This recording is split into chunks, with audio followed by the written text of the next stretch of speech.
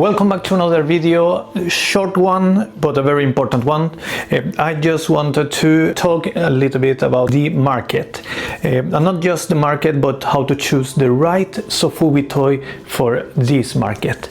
This is something that I've been working very hard with, and I have found a few things that I want to share with you, so stay with me. In the beginning I choose one toy for one market that it doesn't work very well, and I have talked about this toy. This one was Eggy toy. This toy was a very different kind of toy. It has a very different spirit, soul to it, and I thought that I could sell it everywhere, especially in a 2020 market in Asia, in Japan, and I was very wrong about that. Because this toy, the Eggy toy that I made, it was made for a 2004 American and European market, not 2020 in the Japanese and maybe Chinese market. It was something that I was completely wrong. But why? Why is that? Well, it's because I had my mind the 2004 toy community. I was very active there, and I made a pause under a few years, and then I came back to the community, and then I have exactly the same mind, but it was wrong. It's very wrong. So I created that toy with that mind, and I didn't even research the market, the new market, the Asian, the Japanese market, and what the trend is today, well, in 2020. So I produced a toy that I like it because I love Eggy, and I launched this as a starting point for Art Fabula, and I think that was the wrong thing to do, because I didn't even know how to create a business. I haven't even thought about what to do and where to sell these kind of toys, and where to expose to whom expose these kind of toys. So I didn't know anything at all. I just create my toy, and a toy that I love it, and just launched it. And there were a lot of people that were very interested in this toy. It's not sold out. This is something that I wanted to talk about, because I retired the toy from the market, and I still have a few things, and then I hoped, when I launched it, I hoped that it would sell. It was just 100 toys, more or less 80% of everything is sold. I have a few left here, very few left, but it was wrong. It took many years and too much energy to put in a wrong toy for the wrong market. It wasn't a wrong toy by itself. It was a very good toy, and I think that this toy in the right market is going to sell very well, but it was the wrong toy with the wrong market. Then I continue a little more. I create Captain Bebop. I have a lot of problems with Captain Bebop, also a little better because I already found a niche, and I found a few fans that wanted to buy those toys. I grew bigger on Instagram, and then I found a few people that I wanted, that liked that toy. I like that toy also, but still I didn't found the market. I didn't found the toy and the market. I didn't learn how to sell the toy to the right market.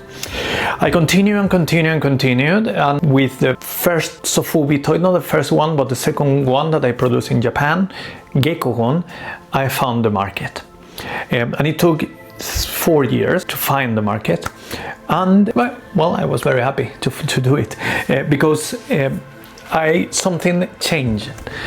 For the first thing that changed was that I have been working 4 years non-stop to create something new, that I've been studying the market and studied the art toy community and the Sofubi community under 4 years, very hard.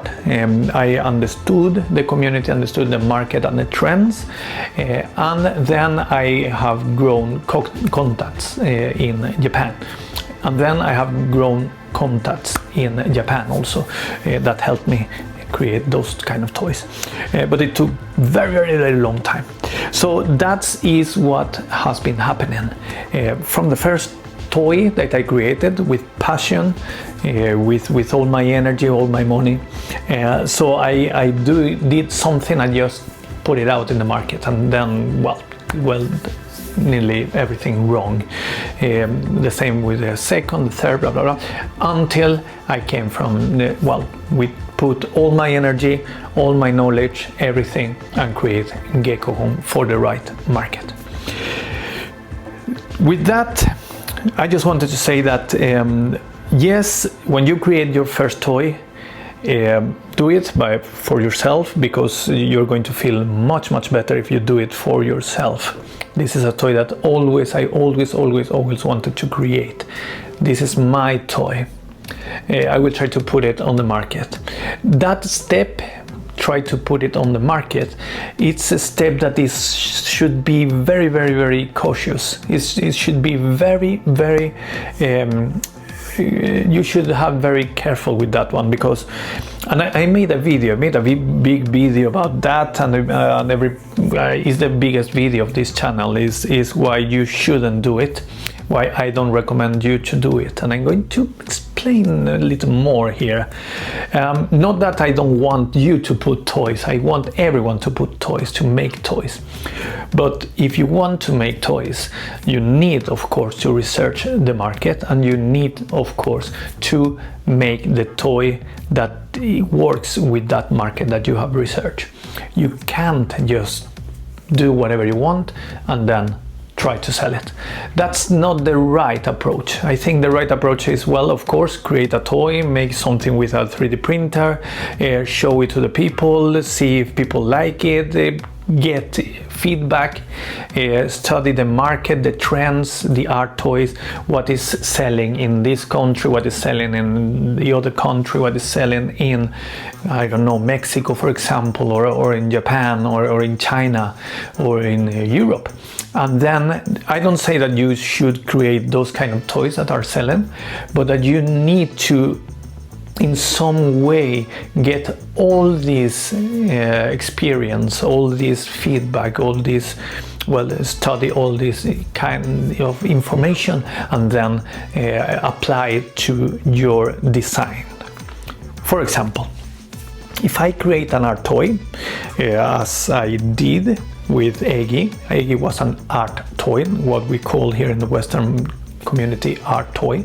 It was a vinyl toy made in China, very clean, very soft, and I don't mean soft, I mean the surface, very beautiful. That toy didn't work very well with the Asian market, and maybe not even with the Mexican market.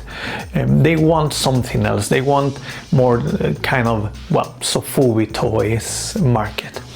It would work perfectly with the Taiwanese and maybe the Chinese market also, because, Pop Mart and those kind of toys, there are more as an art toy than something else. When I create the toy for the Japanese market, I create based on their traditions, based on their kind of, how to produce those toys, and maybe what kind of cultural approach they had in those countries. For example, Gecko is some kind of Godzilla toy, and Gargan and Borgor and all those kind of toys that came afterwards are some kind of a mix of different traditions, and more broad appealing for different markets.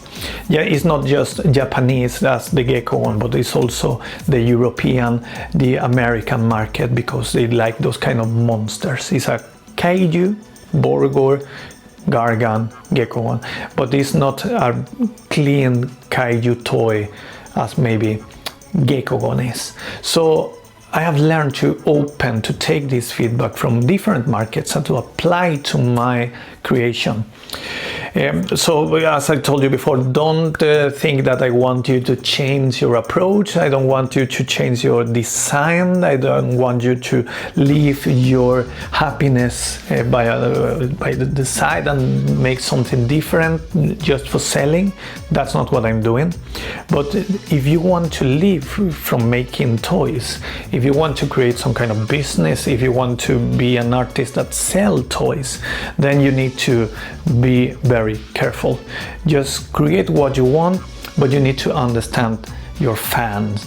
You need to understand the public that are interested in you.